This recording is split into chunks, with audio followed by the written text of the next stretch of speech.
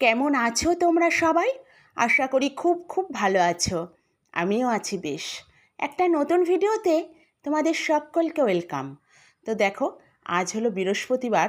খুব ছোট্ট করে একটা শর্ট মিনি ভ্লগ শেয়ার করব তোমাদের সাথে, খুব ছোট্ট ছোট্ট কিছু অংশ নিয়ে। ডিটেলস আর দেখানো হয় না, আর আমিও ভীষণ ব্যস্ত থাকি, তাড়াহুড়ো থাকে, ঠিকঠাক পেরে উঠি না জানো না। সময়ের সাথে ভীষণ ব্যস্ততা, সব দিকটা না ম্যানেজ করা ভীষণ টাফ হয়ে যায়। আর রিসেন্টলি আমিও একটু ব্যস্ত হয়ে পড়েছি, ব্যস্ত আছি আর কি, অন্য একটা কারণে। যাই হোক, সেটা পরে কখনো তোমাদেরকে জানাবো। তো ওই জন্য একটু চাপ হয়ে আছে, রেগুলার নিয়মিত আর ভিডিও আপলোড করতে পারছি না। আর বোঝোই তো, সব দিকটা মানে আমি পেরে উঠি না। অনেকে পারে দেখি, সংসার, বাইরে ঘরে বাইরে সবটা সমানভাবে হ্যান্ডেল করে, বাট আমার পক্ষে একটু টাফ হয়ে যায়। তো যাই হোক, দেখলে সকালবেলায় ঘুম থেকে উঠে একেবারে চলে এসেছি ছাদে, নিয়ে যাব ফুল। আর ঘুম থেকে উঠে না ছাদে এসে এদেরকে দেখলে একেবারে মন ভালো হয়ে যায়, যাকে বলে চোখের প্রশান্তি মনেরও শান্তি। মানে চোখ আর মন দুটোই শান্তি হয়ে যায়, মানে ভীষণ ভালো হয়ে যায়, ভীষণ ভালো লাগে। মানে আমার তো ভালো লাগে, অন্য কারোর অনেকের হয়তো মিলবে না আমার সাথে, বাট আমার ভীষণ ভালো লাগে। বলি না, প্রকৃতি আমাকে ভীষণ টানে। এই ভোরবেলায় উঠি না, ভীষণ একটা নিস্তব্ধ, আমার এই ভোরের পরিবেশ ভীষণ ভালো লাগে জানো না। একটা নিস্তব্ধ, নিরিবিলি, একদম শান্ত ওয়েদার, মানে ভীষণ ভালো লাগে বরাবরই ছোট থেকে। আর আমি ছোট থেকে খুব বরাবরই ভোরে ঘুম থেকে উঠি, মানে আমাদের বাড়ির প্রত্যেকে ওঠে জানো না। আর কি বলো তো, আমি ভীষণ ঘুম কাতুরে, ভীষণ ঘুমোই, মানে কুম্ভকর্ণের মতন ঘুমোলে আমার হুঁশ থাকে না। যাই হোক, এটা অনেকটা এখন কমে এসেছে, বয়স বেড়েছে, সময়ের সাথে সাথে দায়িত্ব, টেনশান, চিন্তা ভাবনার ভিড়ে ঘুমটা অনেক কমে গেছে। কিন্তু ছোট থেকেই ভীষণ ঘুমাই, এখনও ঘুমাই কুম্ভকর্ণের মতন ঘুম। আ আ তো যাই হোক, কিন্তু উঠি ভোরবেলায়, উঠি ভোরবেলায় বলতে ছোট থেকেই মা খুব সকালে ওঠে, আমার মা ওঠে, মানে এখনও ওঠে, স্টিল নাও 4টে 4:30 ওঠে। 4:30 ওপাশে হয় না আমার মার, আর তারও আগে ওঠে কাজ থাকলে। তা যাই হোক, আমাদের ওই বাড়িতে তো তোমরা কম বেশি যারা আমার ভিডিও দেখো তারা জানো, মন্দির আছে, 3 বেলা পুজো পার্বণ। তা মাকে খুব ভোরে উঠতে হয়। পুজো পার্বণ, ঠাকুর দেবতা, সংসার, বিজনেস সবটা মাকে সামলাতে হয়। তো ছোট থেকেই দেখেছি মাকে খুব ভোরে ঘুম থেকে উঠতে, আর মা আমাদেরকেও সেই সাথে ডেকে দেয়। আর পড়াশুনো তো থাকেই, ছোট থেকে যে পড়াশুনো, স্কুল, কলেজ। তো ছোটো থেকে উঠতাম, মানে ভোরে ওঠা একটা অভ্যাস। আমার মা বলতো কি, সকালবেলায় ওঠো, পরে ঘুমিয়ে নেবে। তাই এবারে কী হতো, ধরো কোনো দিন স্কুল ছুটি-ছাটা থাকতো অকেশান পারপাসে, দুর্গা পুজোর সময়, গ্রীষ্মকালে যে গরমে ছুটি পড়তো বা কোনো কারণে স্কুল ছুটি থাকতো, তা সেই দিনগুলো একটু দেরিতে ঘুম থেকে উঠবো, তাও না, আমার মা সে ভোরেই ঘুম থেকে তুলে দিত। আর ইভেন বলতো, ওঠো, উঠে চোখ মুখ ধুয়ে খেয়ে নাও, নিয়ে বই পড়ো। পড়াশোনাটা তো বন্ধ হয়নি, কন্টিনিউয়াস মানে পড়াশোনাটা চলতোই। বলে, ধরো দুর্গাপুজোর সময় মা বলতো, অল্প করে একটু পড়ো, বা বই পড়ো আর না পড়ো, উঠে পড়ো, সকালে ঘুম থেকে উঠে পড়ো। তা আমরা বলতাম, কেন মা, আজকে ছুটি আছে বা এখন ছুটি চলছে, একটু দেরি করে উঠি, একটু দেরি করে উঠি। তা মা বলতো, না, দেরি করে উঠবে না, উঠতে নেই, সকাল সকালই ওঠো, ভোরবেলায় ওঠো, ভোরের হাওয়া গায়ে লাগাও, ভোরবেলায় ওঠো, ভোরের যে বাতাস, বিশুদ্ধ বাতাস, অক্সিজেন নাও, হাঁটাচলা করো, ভোরে ওঠো, ভোরের ওয়েদার ভীষণ ভালো। আর বেলায় ঘুমিয়ে নিও, পরে ঘুমাবে, আমার মার বক্তব্যটাই, পরে ঘুমিয়ে নিও, দুপুরবেলায় ঘুমিয়ে নিও, 11টা 12টার সময় একটু শুয়ে নিও, কিন্তু ভোরে ওঠো, উঠাটা যেন ভোরবেলায় হয়। মা বাবা প্রত্যেকেই বলতো, যে যত মঠ মন্দিরে সাধু সন্ন্যাসীরা দেখবে, ওরা ভোরে ঘুম থেকে ওঠে, 3:30 4টে 4টে 4:30 এরকম। তো সবসময় ভোরে উঠতে হয়, ভোরের পরিবেশ, ভোরের আবহাওয়া, ভোরের হাওয়া, এগুলো ভীষণ ভালো, ভীষণ বিশুদ্ধ। তো ওই জন্য ভোরে ওঠো, তা সেই থেকে একটা অভ্যাস হয়ে গিয়েছে।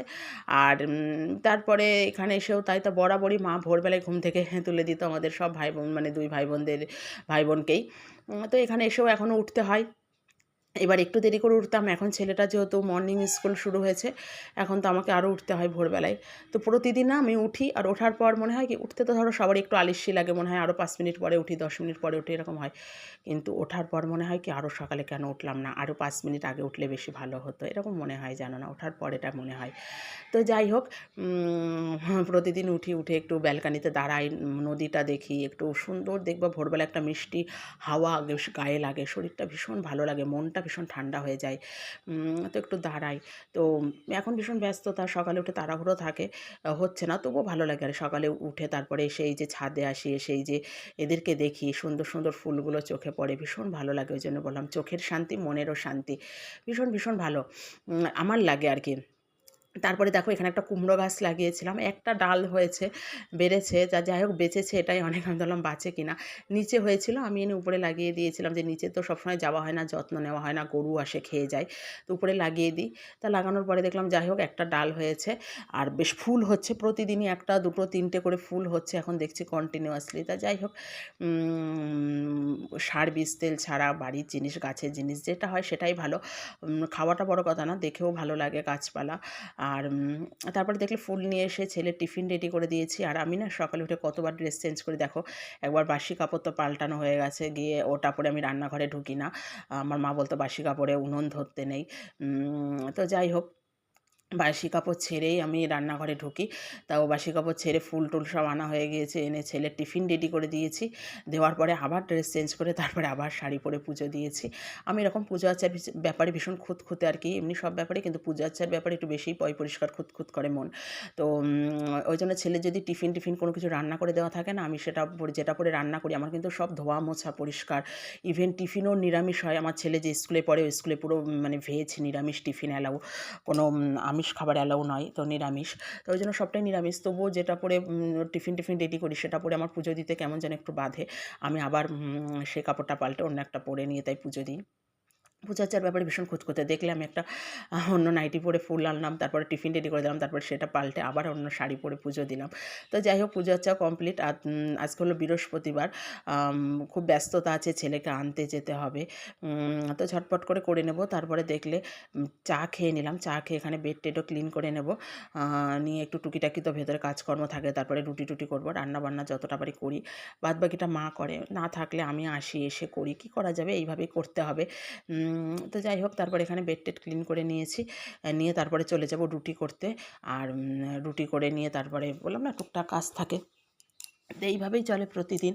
আর এই কাজ করতে করতে না আমার ভীষণ একঘেয়েমি লাগে, ভীষণ বোরিং লাগে। এই প্রতিদিন এক কাজ, এগুলো বসে বসে করি আর ভাবি একই কাজ, একই রুটিন, কোনো পাল্টানো নেই, কোনো কিছু নেই। তো যাই হোক এই 7 বছরের বিবাহিত জীবনে আমি মানে হাঁপিয়ে যাই, হাঁপিয়ে উঠি, আর মনে মনে ভাবি যে যারা আরও ছোটো বয়সে বিয়ে করে, 18, 19, 20 বছরে বিয়ে করে, এই যে লং টাইম সংসার লাইফ, এই যে লং টাইম, বাবারে বাবা কী অবস্থা। এই যে দেখি সব আশেপাশে ছোট্টবেলায় বিয়ে করে, এই যে হেসেল ঠেলো, টুকটাক তো রান্নাবান্না সব কম বেশি করতে হয়। আমাদের ওই মানে আমার বাপের বাড়ি এলাকা, আমার বাড়ির পাশে আছে, সব ছোট্ট মেয়েরা সব বিয়ে করে সংসার করছে। তাই ভাবি যে আমি 7-8 বছরে হাঁপিয়ে গেছি, এক রুটিন, এক লাইফ, এই রান্না করো, কাজ করো, বাচ্চা সামলাও, সংসার করো, এই লাইফ, এই ইয়ে। আর এরা 18-19 বছরে বিয়ে করে, এই যে লং টাইম, কীরকম বোরিং লাগে না, মানে আমার তো ভীষণ একঘেয়েমি লাগে। তো যাই হোক কাজ করতে করতে এগুলোই ভাবি। তো তারপরে বৃহস্পতিবার আজকে হলো সমস্তটা গুছিয়ে নিয়েছে, মাও সবজিপাতি কেটে দিয়েছে, অনেক কিছু রান্না হবে, এর মধ্যে বাবা মাছ নিয়ে এসে হাজির। বৃহস্পতিবারে মাছ আনলে খুব মানে ব্যস্ততা লেগে যায়, যেহেতু ঘর বাড়ি মোছা থাকে, পুজো পার্বণ থাকে। তারপরে আমি যাবো ছেলেটাকে আনতে, তো মাছ এনেছে। আমি বললাম আজকে আনার কী দরকার ছিল, পরে কাল পরশু আনতে। তো এনেছে, এখন কী করা যাবে। এখানে দেখো শুক্তো হচ্ছে, একটা শুক্তো হবে, পটল দিয়ে আলু দিয়ে ডালের বড়া দিয়ে ঝোল হবে, ঘ্যাটকলের পাতা বাটা, ভাজা ভুজি, সমস্ত কিছুটা মা কেটে নিয়েছে। তার মধ্যে আবার মাছ নিয়ে এসেছে, ওখানে ছিল ফলই মাছ, ইলিশ মাছ, তারপরে একটা ওটা হলো রুই না কি একটা গ্লাস কাপ মনে হয়, তারপরে চিকেন, এইসব ছিল। তো ইলিশ মাছটাকে বেশ একটা ডিমও হয়েছিল, জানো না। তা সব করে নিয়েছি, নিয়ে ধুয়ে টুয়ে সব রেডি করে দিয়েছি। আর এই যে ডালের বড়া হবে, ডালটা পেস্ট করে নিচ্ছি, ওটা আলু পটল দিয়ে হবে। আর এই দেখো পটলগুলো রয়েছে, খাওয়াই হচ্ছে না, আমি আর একা কত খাবো, রেখে দিয়েছি। আর পরের দিন মানে আগের দিন ঢেলেছি, এবার আমি না ফ্রিজে আর রাখিনি, হাওয়া বাতাসে বেশ ভালোই থাকে, মানে এখানে মেলা রয়েছে থাক। আমার ইঁদুরের কথা মনে নেই, আমার শ্বশুরবাড়িতে ভীষণ ইঁদুর, জানো না, বড় বড় সাইজের ইঁদুর। আমি সকালে ঘুম থেকে উঠে দেখি আজকে, কালকে ঢেলেছি, আগের দিন দেখলে তোমরা, আজকে উঠে দেখি কি অর্ধেক পটল কম, যে এত কম কেন, ঠিক ইঁদুরে নিয়ে চলে গিয়েছে, অর্ধেক পটল ইঁদুরে নিয়ে চলে গিয়েছে। আর ইঁদুরগুলোর সাইজ কি ভীষণ বড় বড়। আমার বাপের বাড়িতে ইঁদুর টিঁদুর কোনো দিন নেই, এখনও নেই। এই বাড়িতে, এদের বাড়িতে প্রচুর ইঁদুর, জানো না। তো যাই হোক পটলগুলো রয়েছে, আজকে ফ্রিজে রেখে দিতে হবে। আর দেখলে সমস্তটা গুছিয়ে মাছ টাছ ধুয়ে, আর রান্না করতে পারিনি, শুক্তোটা করে পটল টটল ভেজে ডালটা পেস্ট করে ঘ্যাটকলের পাতা বেটে সব রেখে গিয়েছি। মাকে বললাম তুমি পারলে করো, নাহলে আমি এসে করবো খুনি মাঝে। তা কী করা যাবে। তারপরে এখানে ঘর বাড়িও যতটা পারি মুছিয়েছি, সবটা মুছতে পারিনি, অর্ধেকটা মুছে নিয়ে আবার খিদেও পেয়েছিল প্রচণ্ড, একটু খেয়ে নিলাম, নিয়ে ছেলেকে আনতে চলে যাব। ওর টাইম হয়ে গিয়েছে আনার। আর 5-7 মিনিট লেট হলেও সমস্যা নেই, ওর স্কুলে ওকে তো থাকে, যেহেতু মাসিরা আছে রেখে দেবে, কোনো অসুবিধা নেই, গার্জিয়ান না গেলে বাচ্চাদের ছাড়ে না। তো তারপরে এই দেখো রওনা দিয়ে দিয়েছে, ওকে আনতে হবে। আর সকালবেলায় দৌড়ে দৌড়ে না আমার পা ভীষণ ব্যথা হয়ে যায়, জানো না, ভীষণ ব্যথা করে পা। আমি রিয়েলাইজ করছি রিসেন্টলি কিছুদিন যে পার তলা এত ব্যথা হয়। সকাল থেকে অ্যাকচুয়ালি এত দৌড়ঝাঁপ পড়ে না, ওই দেখো আমি দৌড়াচ্ছি, এরকমভাবেই চলে আমার সকালটা, জানো না। আর আমি হাঁটতে পারি না, আমি দৌড়াই, আমি রাস্তা দিয়েও খুব স্পিডে হাঁটি। যারা চেনাশুনে, যারা আমাকে চেনে তারা বলে এত জোরে হেঁটে যাও না, কী করব, ভীষণ জোরে হাঁটি অ্যাকচুয়ালি। যে সোনুবাবুকে নিয়ে চলে এসেছি, আর ওপারে থাকে নৌকা, তো আমরা এখানে দাঁড়িয়ে নৌকা দাদাকে ডাকছি। আর ওইখানটা একটু ঘুরঘুর করে, আর ওই টবাজারতে আসে, তো প্রত্যেকটা দোকানদার ওকে চেনে, ছোট্ট থেকেই চেনে, যেহেতু আমরা এপার ওপার দিয়ে বাজারঘাট করি, তার উপরে এই বাড়ি সবাই চেনে কম বেশি।